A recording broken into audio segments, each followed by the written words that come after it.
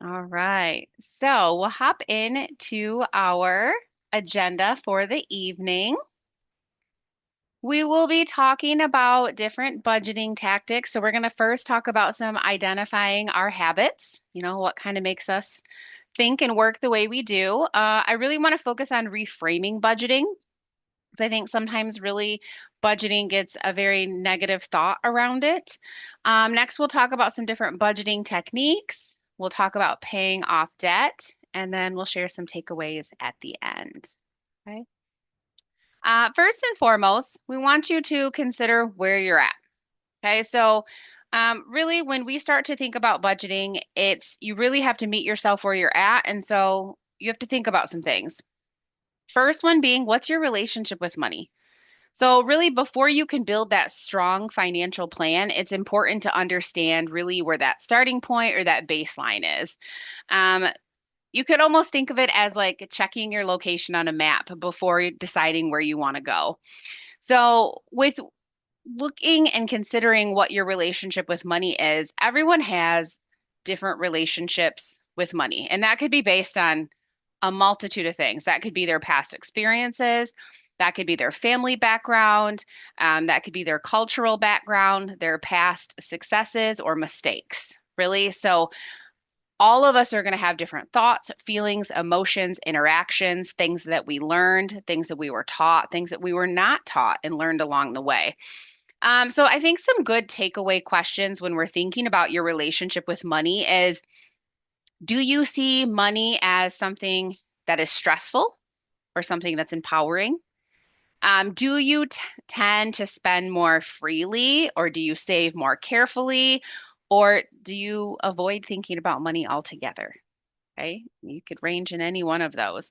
Really understanding that mindset can really help you identify your habits that could be helping or hurting you when it comes to your financial progress. So, that relationship with money piece is huge.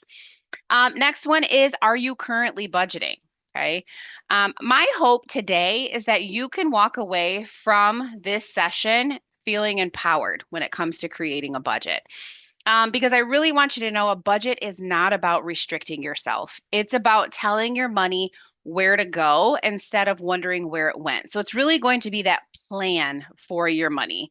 Some of the concepts we're going to cover today is like, do you know how much money is coming in every month? Do you maybe kind of keep track of where that money is going? I think oftentimes we're like, oh, I didn't spend that much. And then really, if you go back and look at your account or look at your receipts, you're like, oh, I did maybe kind of spend more than what I thought I did. Next one is going to be who else is involved with your finances? Okay. So financial decisions don't always have to affect just you, so depending on what your current situation is, it could be like, do you share bills with a roommate or a partner or family members? Are you assisting parents or family members with certain expenses? That's going to impact your budget. Or if you're financially supporting someone else. So, really, kind of that piece of understanding who's impacted by your financial choices can really help you plan more effectively and then really communicate those expectations. Next one we are going to talk about is, what are your long-term goals? Okay. So financial goals, all of us have them, I'm sure, some short-term, some long-term. But really with that focus on the long term, those financial goals give our money a purpose, right? So it could be you're saving for your first home. Maybe you're saving for a big trip. Maybe you want to go back to school, start a business, or just maybe retire comfortably, right? Those are all really big long-term goals. So I want you to also know your goals don't have to be figured out today. But if we can help provide kind of a direction to help you lean and work towards reaching those financial goals, I call that a win. And then last one I wanted to touch on are your current habits conducive to your goals? Okay. So I think this one really resonates with the fact that this is going to be like our reflection piece, right? This is where we are going to kind of turn things into action. So if your goal was to build savings, like, are you saving consistently? That's a big question. And maybe ask yourself if you're looking to reduce or pay off debt, like, are you making progress each month? Do you check in? We can make these plans and yes, I'm going to tackle this debt and I'm going to get this squared away. But if we never check in with ourselves, how do we know if we're making progress? Really, and if the goal is financial freedom, do our spending habits really support that vision, right? So if financial freedom is the key, but every time we turn around, we're kind of making one of those you only live once purchases, those two things are kind of misaligned at that point. And I want you to know the goal isn't perfection. It's not.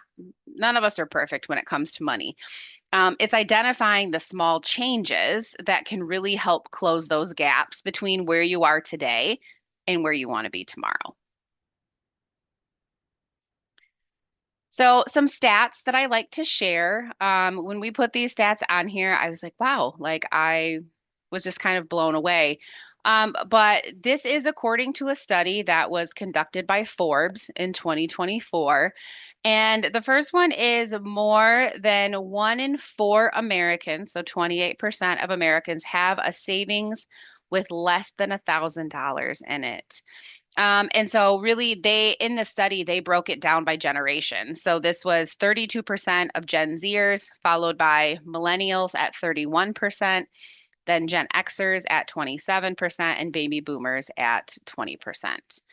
Um, I think it's a really good opportunity to then think about how can we start even if you don't, right? Maybe you are one of these people in that 28% of, well, then how could I start a savings? Where am I at right now? What could I afford to start putting in to really then begin that habit and work towards creating that savings account with that balance in it? Um, and also part of that study, in 2025, Americans collectively had $1.8 trillion in credit card debt. But this was actually down 1.211 trillion from quarter four of 2024. So it's good that it was trending down, but that quarter in 2024 was actually the highest balance since the New York Federal Reserve Bank began tracking in 1999. So I think the biggest takeaway here is it really highlights how credit card debt has become increasingly more common over the last 25 years. This next one I really enjoy. This is kind of a fun one. This is some different saving and spending personalities. So there might be several that you align with here. There might be several that you want to become one day.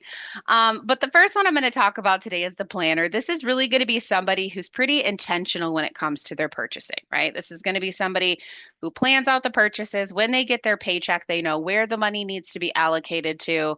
They know how much is going to savings, what's left over, what they're working with, right? Um, and they really have those financial goals and they're pretty determined to reach those. Next, we have our protector. So this is going to be somebody who really likes to hold on to money. They only want to spend when it's absolutely necessary. Okay.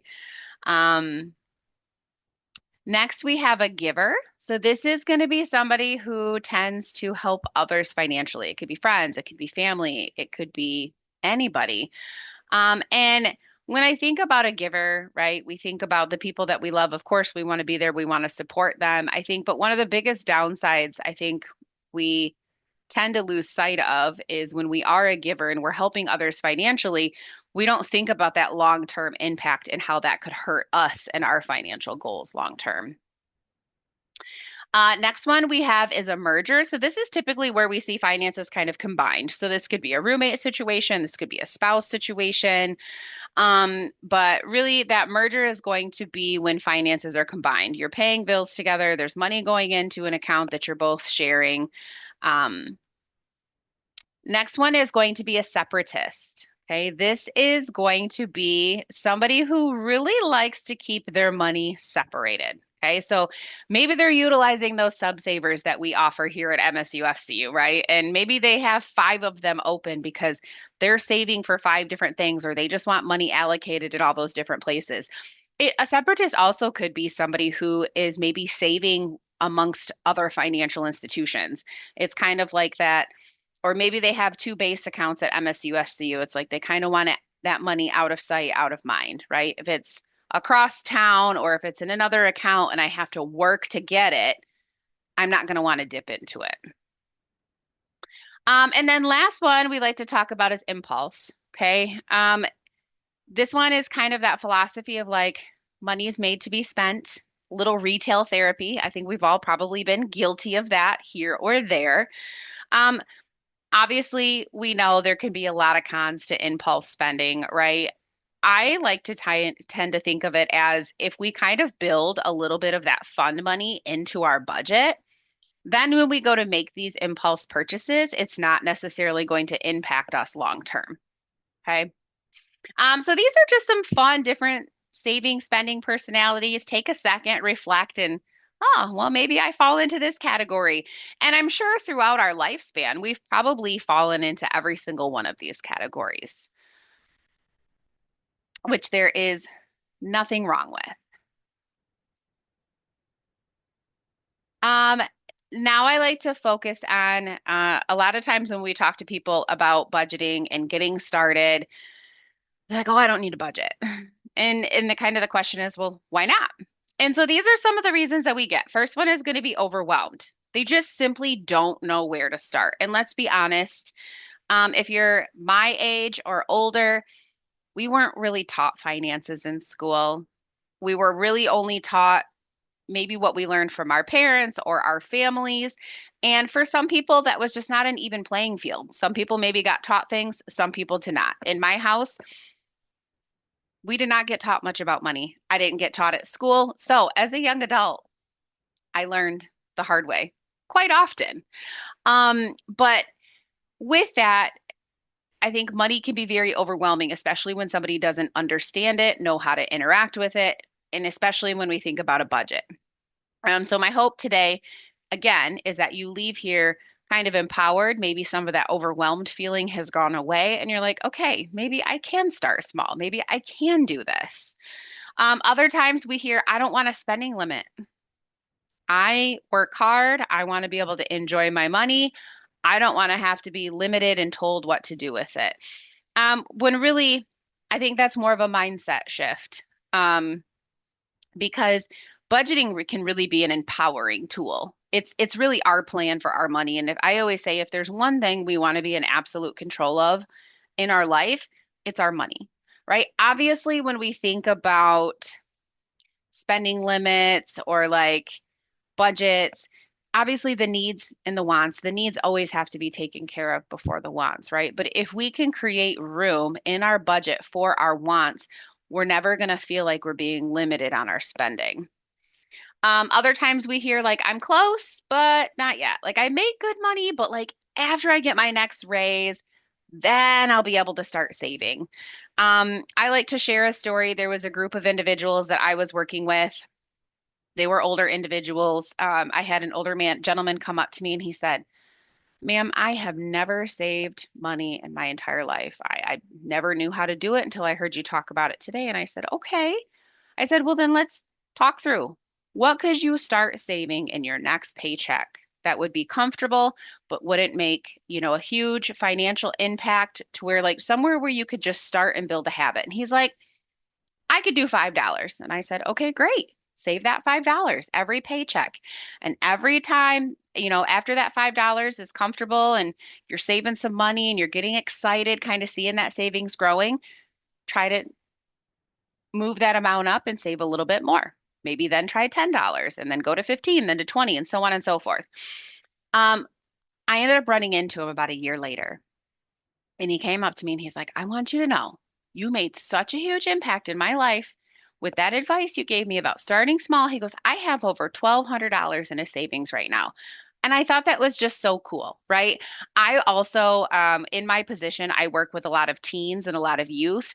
And this is something that I share with them as well. Even if you don't have a consistent income coming in, anytime you share or anytime you save a little bit of money, let's say you get a birthday card in the mail with 20 bucks in it and you decide to save five and spend 15, you're still working one step closer towards creating those positive financial habits and starting a budget, a plan for your money. Other times we hear, I don't make enough money, so I can't save or budget because I don't have enough. Um, my kind of comeback to that is if you have any type of income coming in, you can always have a plan for it. That's where a budget comes in. Oftentimes, also, we hear people have too much debt. Like, I have nothing left after paying everything, and I don't want to look at my debt. I'm embarrassed of it. I feel shame around it. And I really think that the only time you can really start to make change and to be aware of it is if you get into the thick of it and figure out where you're at. That's the only way you're going to be able to better that situation. And then some people say, I don't need to save anymore. Like I have a cushioned retirement, I have a nice savings nest over here, so I'm good. I don't need to budget my money. And I think if we think about, celebrities and stuff who filed bankruptcy and things like that, it's all because they didn't know how to budget their money. So you can have all the money in the world, but if you don't know how to budget, if you don't know how to have that financial plan, it's not going to stick with you. These are fun. I think they're great to talk through, because I also think I'm a parent, so I think they make great talking points when talking to our young people as well. Now I want to kind of talk about money cycles. So when we are thinking about saving and spending, I think it's very easy to fall into one of these money cycles. The cool thing is, I think with small habits and small changes, we then can work our way through the money cycles to get to a point where we're kind of on, the up and up and things are feeling and flowing good. But the first money cycle I want to talk about tonight is earn, spend, borrow, spend. So what does that mean? That means we're earning money, we're spending by paying our bills, we don't have enough, so we might have to borrow. So whether that's leaning on a credit card, borrowing money from a family member, and then we're continuing to spend to be able to finish maybe paying our bills and taking care of our house, right? I'm not here to judge if that's the money cycle you fall in right now. I want to try to be able to provide tips for you to how do you for you to get to the next more positive money cycle. Because sometimes it's a reality. Right now, everything's expensive, inflation is high. A lot of people are falling into that category. They're like, I just don't have enough. Everything is so expensive. Um, but something we can kind of do is if we're in that earn, spend, borrow, spend, that's a time where we can really look at where are we at? Where is our money going? Can we make cutbacks on anything? Are there some luxuries that we're like, oh, I really love those things and I want to hold on to them. But if we cut those, would that make a big impact in the budget? Would maybe picking up a part-time job or finding some supplemental income be able to kind of help offset that cycle as well? Next one is earn, spend, earn, spend. This is kind of that living paycheck to paycheck where you have just enough coming in, but everything is going back out.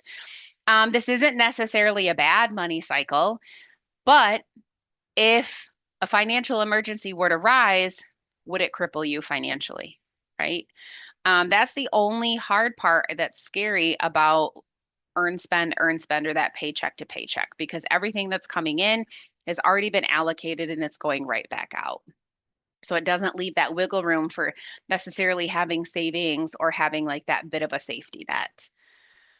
So that would again be a time where we look at our expenses, we look at our income. Are there any small changes that we can kind of make to kind of free up some of those funds and get us more in a space where we can hit that earn, spend, save? Okay.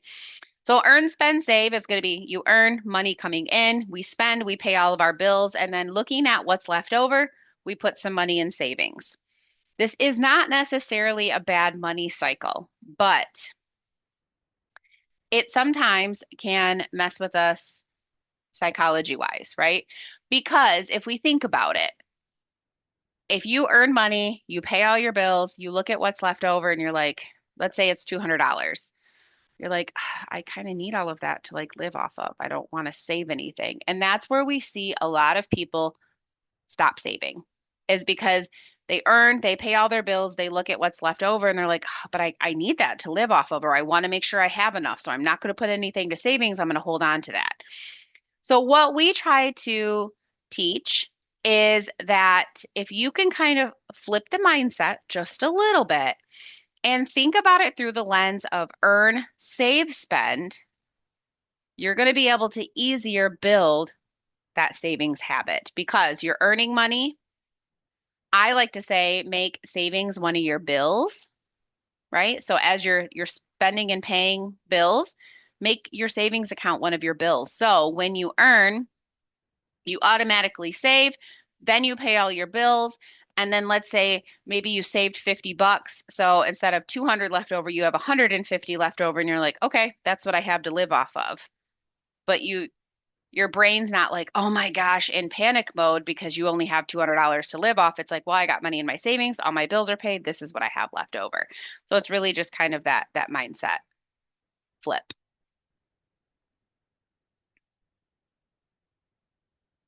This is one of my favorite quotes. This was shared with us with one of our previous financial education interns. But I think there's a lot of power behind this statement, and it's budgeting isn't about telling yourself what you can't have. It's about telling yourself what you can have. So it's really going to be that empowerment piece. If you can start to think about budgets and spending plans and your finances as more of a positive thing or an empowering thing versus kind of like that negative, restrictive feeling, um, I think you'll see some changes when it comes to your finances. So, really, when we get into the nuts and bolts of budgeting, we really want to start thinking about your why. If you think about any goal you set in life, whether that's personal, professional, financial, usually there's a why behind it. It's kind of that driving force that wants to push us towards achieving that thing. So when we think about finding your why, this is going to be different for every single one of us. We all have different incomes, we all have different financial goals, and we all have just different lives and different circumstances. So when we think about budgeting, we say find your why. So is it you want to create an emergency fund? You don't want to be one of those 28% people who has less than $1,000 in a savings account, right? Maybe you want to start budgeting because you want to pay off your debt and become debt free. Absolutely. More power to you. Maybe the goal is home ownership, right? Being able to own your very first home, I think, is a huge accomplishment in life. And it's a great feeling that you work so hard to be able to achieve it. Maybe you want to start budgeting because you are planning a family, or maybe you already have a family and you're like, okay, I know what I went through financially. I want to make changes so that my children don't have to feel that or, have those feelings tied to money. Um, Sometimes people say, I want to start budgeting my money because I want to travel. Okay. And you see these kind of align with some of our just financial goals anyway. And then last one is retirement. Sometimes people are like, I really want to tighten up my budget. I really want to start saving. I want to tuck extra money away because I want to be able to retire very comfortably. Okay. So your why is going to be personal to you. I always like to say, when you find your why, write it down. It's not something that you have to share with everybody, but there's something magical about being able to write down your reason why when we're talking about finances and we're talking about goals. Even this could be wealth goals, personal goals, financial goals. When you write it down on a piece of paper, it makes it feel more real. It makes you want to work harder towards achieving it as well.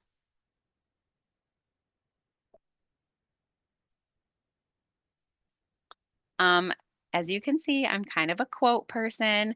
So I love to share this quote from Rosette Wamabi, and it is budgeting is not just for the people who do not have enough money. It is for everyone who wants to ensure that their money is enough. And I really think that speaks to that whole empowerment piece, right? We can have all the money in the world, but if we don't know how to manage it, it is not going to stay with us, right? Um, I have seen people who have been on fixed incomes be able to budget their money better than doctors that are making gobs of money every month, right? And so it's all just that education piece, that little bit of financial discipline, setting those goals, everything that we've kind of talked about today. So people often ask, so what's the magic mathematical problem for me to figure out my budget? Well, there's a couple components, but when we break it down, it ends up being a very easy math problem. So first, we have to figure out your income. That's all the money that's coming into the household. So if it's just you, then you need to figure out all your sources of income, add those up. If it's a merger or a spouse or a roommate situation and you're sharing finances, you need to add all of those things up. Then you also need to take a moment and look at all of your expenses. Okay. So all of your fixed expenses, these are going to be things that don't change month to month. This will be like your rent, your mortgage, your car payment, your cell phone bill, things like that. Then you also need to look at and consider your variable expenses. Now, sometimes these expenses are going to be the ones that change a little bit from month to month. What I like to do is look at the last 3 months of whatever that variable bill was, and then add them up, divide them by three, and kind of get that average, right? So then when you're kind of creating that budget, it's like, well, I know my average for this bill is this amount. So great if it's a little bit less, but then also you have a little bit of breathing room if it's a little bit more than what you've budgeted for. Okay. So variable expenses are going to be things like our utilities, maybe our grocery bill, depending on what we're buying or what meals we're cooking that week. Also, another big one is gas for our car, right? So, I mean, gas prices have been all over the place. So sometimes it's kind of hard to budget for some of those things. But once you figure all of those things out, the magical math equation is you take your income, your total income, you subtract your fixed expenses and your variable expenses, and that is going to equal your budget. Okay. When we look at that budget, you're going to have three possible income outcomes. And that's going to be positive. You're making more money than you're spending. Then there's going to be break even. That's when you come out zero across the board, which I've never really seen, but or maybe it's very close too. Or there's negative, and that means we're spending more than we're making. Okay, so then how do we make some changes to like our small everyday things that we do to kind of give us more breathing room in that budget? So the next question we get is, okay, so you told me the math equation. How do I do it? There's a couple of different ways. I'm old school. I like a pen and paper. I have my notebook right here. I write down all of my expenses. I check in. I track everything. I take my income. I write out all my bills so I know what bills are coming out of what paycheck. I know what money is going into my joint account with my husband. We kind of have all of that squared away, right? And still, I mean, there are months where I'm like, well, that's not what I calculated that to be, but when you're to a point where you can have that little bit of savings or money freed up in your budget when things pop up or things arise, you can pivot and you can take care of those. Another method is going to be the envelope method. So maybe you go to your account, you take cash out of your account, you put money in different envelopes to be able to pay for different things. A lot of times, I'm going to use groceries as an example. So if your grocery budget is $200, you put your $200 in the envelope, you go to the grocery store, like that's all you spend is that $200, right? So that means when you're grocery shopping, you're keeping track of the things you're buying to make sure you don't get up at the end and spend over that $200. Or a lot of times people like to use apps. They like to use different budgeting apps that will, attach to your different accounts that you have. They'll pull in information. They'll tell you what you're spending. They'll tell you what your income is coming in. They'll show you some of your spending leaks, those type of things. I also have a couple other methods, excuse me, that I want to share with you. This first one is the percentage method. So this is the 50, 30, 20. So kind of like with this system, the goal is really to kind of keep like those fixed expenses at 50%, keep your wants or discretionary expenses at that 30%, and your savings at that 20%. Some people look at this percentage system and they're like, that's not going to work with me based on my current expenses. So you can adjust the percentages to better fit your living situation. So don't think that just because you can't do the 50, 30, 20, that you just can't use this system at all. I think people really tend to forget that finances is such an individual journey.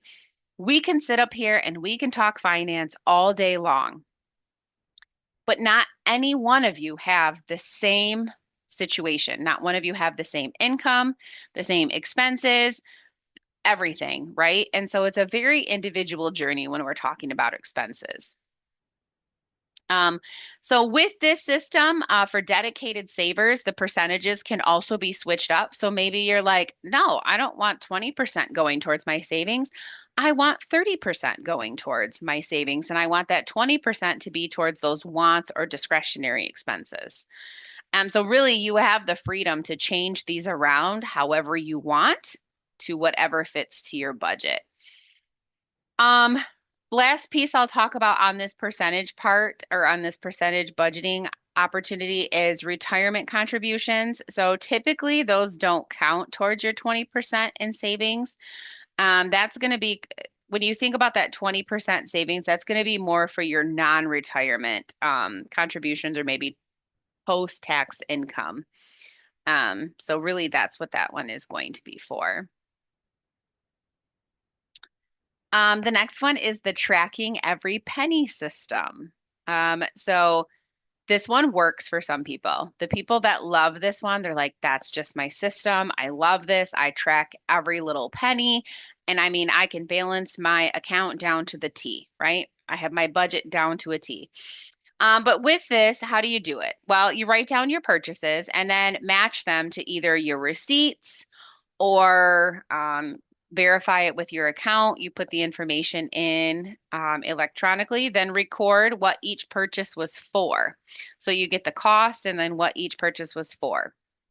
And then you track your spending. With this method, it'll help you determine your spending habits. Okay. I think a lot of times where people come up short with budgeting is they very much so underestimate their spending. Like I've had people say like, "Oh, I spend $20 a month on haircuts." It was a gentleman I was working with. He's like, "I spend $20 a month for a haircut." But then he failed to realize like he goes to get his haircut twice a month. Well, so then in your budget, that's not $20, that's $40. And then I asked, do you tip? And they're like, well, yes, I tip.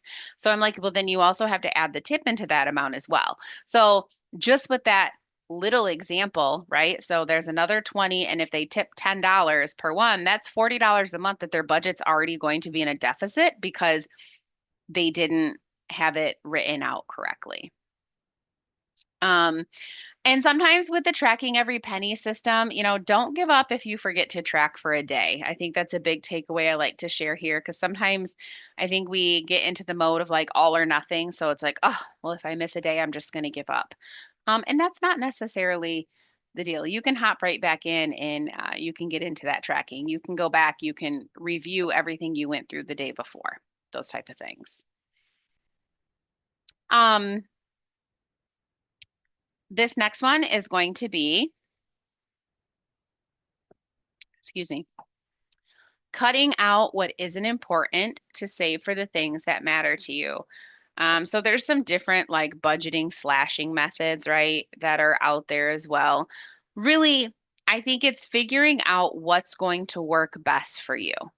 What feels good, what works for you is going to be different for somebody else, and that's okay. As long as you're budgeting and having a plan for those finances, that's really all that matters.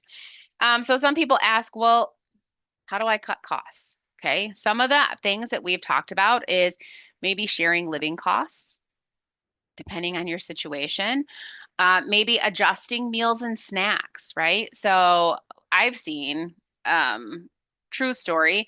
I had an individual who was just like, I want more money left over for savings. So we went through their budget. We were looking at kind of like just their everyday expenses and things like that. Well, they were stopping at Speedway every day to get a drink and a snack after work. And, that adds up. That $6, $7 every single day can add up very quickly. So we talked and I said, what if you, because they bought pretty much the same drink and same snack. I said, well, what if you bought a case of those drinks that you like and a case of the snack that you like or a box of the snack that you like, and you just pack them and take them from home every day. How much money would you save? So calculate what you're spending at Speedway every day versus what it would cost you to buy those items and bring them from home. And they had a savings of like $50 a month that they were like, okay, great. Now I can put this into my vacation savings. I'm one step closer to taking my trip to Europe. Another big one is utilizing free or discounted opportunities. A lot of people don't know this. As an Ingham County resident, you can go to the library and you can get a free pass for Potter Park Zoo. A lot of movie theaters, if you go on a Tuesday, they will, it's like $5 Tuesday. So they charge super cheap for tickets. So going on a Tuesday versus a Friday. Working towards improving your credit standing. When you can really take charge of your finances and you have that budget working for you and bills are being paid, debt is being paid down, you're going to see an overall improvement in your credit standing. Next big one I want to talk about is comparison shopping. This one was huge. I am so proud I taught my son this. He was a gamer, and he would do chores to earn money, and then he started working and earning money, and he'd be like, "Mom, I'd like to go buy this. Can I go buy this game? It's at Best Buy. I'm going to pick on Best Buy. It's at Best Buy and it's $40." And I'm like, okay. I'm like, have you hopped online and done a quick Google search to see if the game is on sale anywhere else? And he's like, well, no. I always go to Best Buy to buy my games. And I'm like, okay, well, check it out. Well, he ended up finding that game at another store for only $25. So I'm like, boom, there you go. You save $15. Instead of $40, it's only 25. So that comparison shopping, I think is a huge one because I think we are such, we do things with nature, with routine. We're so structured that we go to the same stores, we purchase the same things. I started just doing this myself. So I'm working on changing grocery stores that I use because I found that one grocery store is just giving me better coupons. They're giving me better deals, and I'm saving a little bit more money at the grocery store. And I feel like I spend a ton of money at the grocery store all the time. So that comparison shopping, I think, is really big. And then I've talked about this a little bit, but um, adjusting your ideas for fun, right? So just because you're budgeting or maybe your income is limited right now because you're paying down debt and everything else, adjust your ideas for fun. Look for free opportunities, plan a picnic in the park, things like that. I think sometimes we get so caught up looking at all of these people maybe on social media or things like that are going out on all these, fancy adventures or fancy dinner dates and things like that. And we're like, oh, well, I want to go do that. And we tend to think that that's like the social norm, but then we stop to forget, like, where are we at? So if I wanted to go out with my husband, and let's say maybe we're working through some different financial things, but I see these people on social media and they're going out and they're spending $200 for this steak dinner. I'm like, oh, it looks so fancy. I'm going to go to that fancy restaurant, order a bottle of wine and do all these things. But in that moment, I could recreate something like that at home for far less, right? We could go have a picnic in the park that's absolutely free outside of the groceries that I've already purchased. And so it's just kind of changing those expectations and kind of changing those thoughts because the bigger picture is, well, we have all these goals. We want to get all these things paid off. We want to travel. We want to go do this. We want to go do that. So just kind of remembering those financial goals in that moment.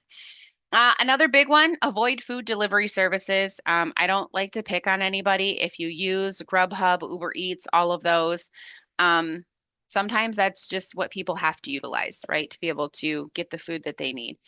But what I like to share with this one is a lot of people don't know is when you utilize those services, you're automatically paying a 30% upcharge. So then when you consider the 30% upcharge, you consider the money that you're being charged for delivery, and you're considering the money that you're giving for tip, that adds up quickly versus if you're in a position where you could just go get it yourself. Next one is going to be limit subscriptions. I think we're kind of entering an era almost of like subscription fatigue. I don't know if you've seen those commercials or those ads, and it's like, hey, I'll give you $100 if you can tell me how many subscriptions you have. And it's always these people have all these subscriptions and they had no idea that they had them. You know, I think almost giving yourself a financial wellness day to really take the time of like, okay, what are my subscriptions? What am I paying for this? Should I call and shop around for car insurance?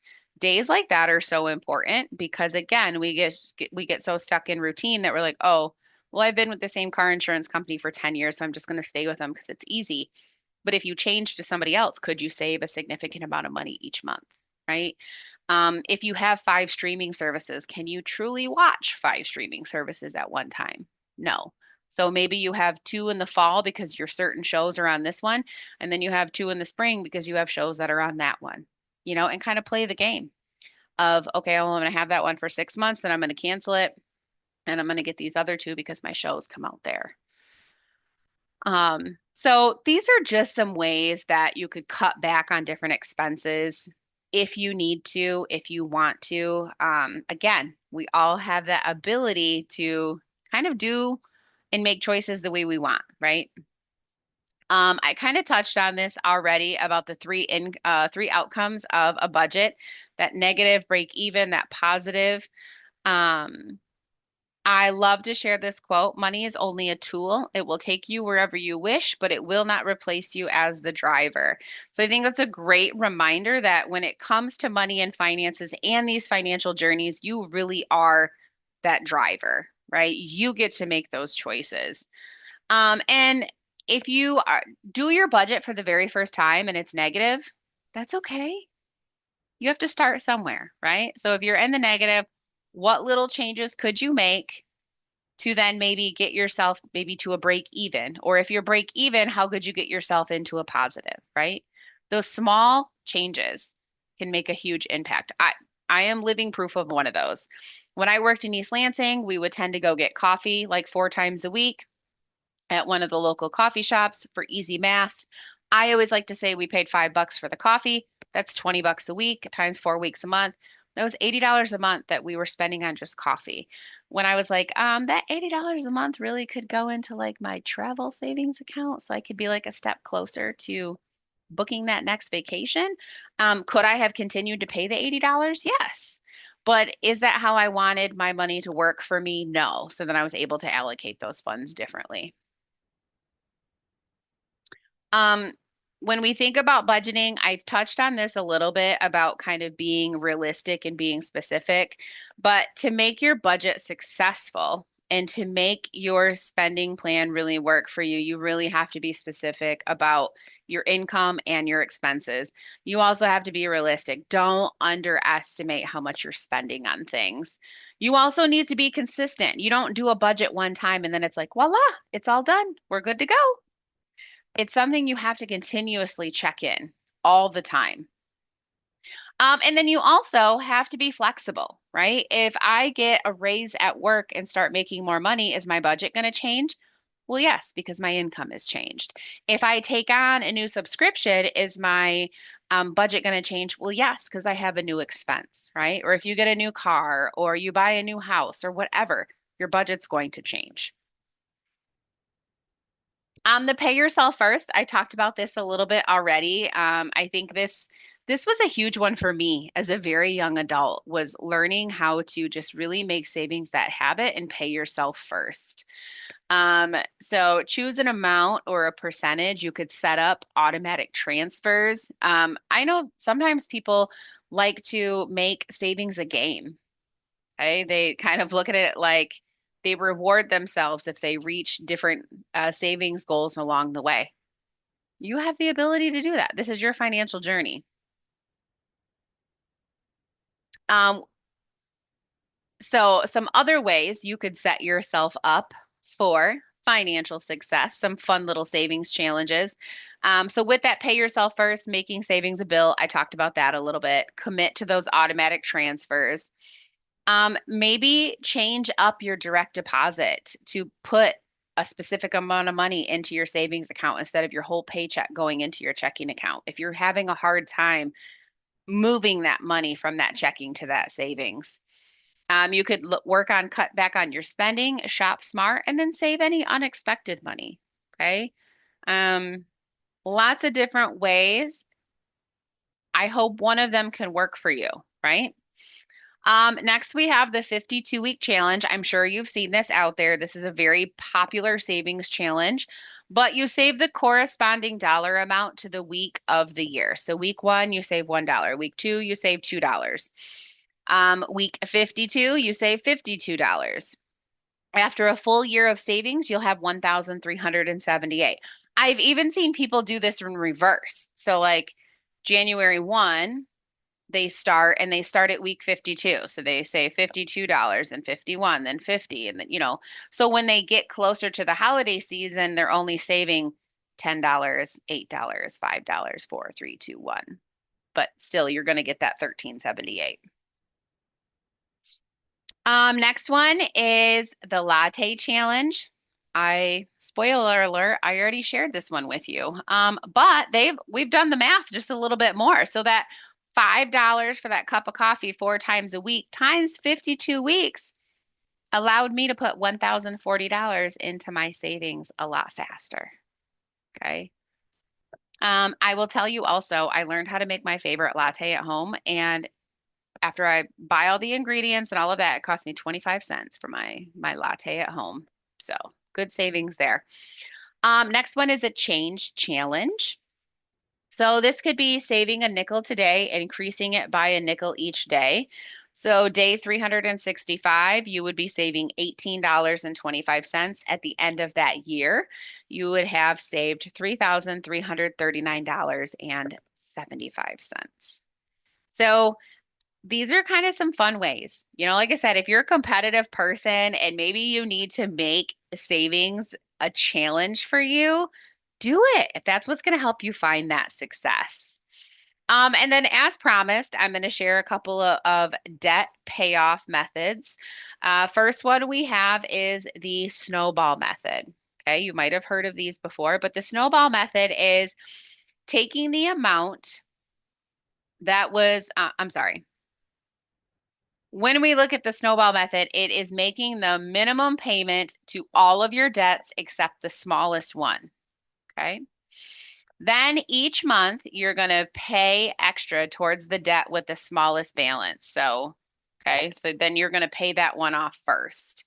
Then you're going to take the amount that you were paying on that previous smallest debt and apply it to your next smallest debt account. And so you're going to kind of continue that snowball until all the debt is paid off.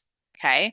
So really, snowball is going to be if you're more focused on minimum payments. Okay. Avalanche is going to be if you're more interest rate focused, right? If you're more concerned with paying less interest, the avalanche method is going to be for you. So you're going to make the minimum payments on all of your debts except the one with the highest interest rate. Then each month you're going to pay extra towards the debt with the highest interest rate. Then once that one is paid off, you're going to take that amount that was paid to that previous debt and then apply it to the account with the next highest interest rate. So that's going to save you money and interest. People ask me all the time, well, which one of these is better? They both are effective and they both work. It's really going to depend on you and kind of which way you want to tackle it. Biggest takeaway here though is list out all of your debts, then identify which approach is going to be best for you. Really, at the end of the day, you're making those minimum payments on all but one debt. And whether it's the one with the smallest balance or the one with the highest interest rate, that's really going to differentiate what method that you use. But both are great. So some things to keep in mind. Time is money. Okay. We want you to involve others when you are considering your finances. I will tell you, I grew up in a home where they didn't talk about finances. It's very hush hush. And my husband and I have decided that we were going to talk about finances a little bit more openly with our children. And it has encouraged such great habits within our oldest son. We have an 18-year-old and a 3-year-old. And it has really helped him get on a very good path financially. It's like proud mom moment. It's never too late to start. Okay, no matter where you're at in life, you can always restart your financial journey. Um, really making savings a habit, and it's okay to ask people for help. I grew up in an era where money was a very taboo topic. You didn't talk about it. It was all hush hush. But I think money is something we should talk about. So many of us have so many different experiences and knowledge we've picked up along the way, and like let's share that knowledge with one another. That's how we share that success. And I want to thank you. So what I will go ahead and do now is I will open up the Q&A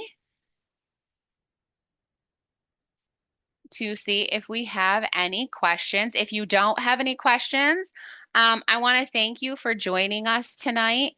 Again, this will be put on our MSU Seminar Series playlist on our YouTube channel for you to rewatch it. And we want to thank you for coming out tonight. I'm going to stop recording and then we'll start the Q&A.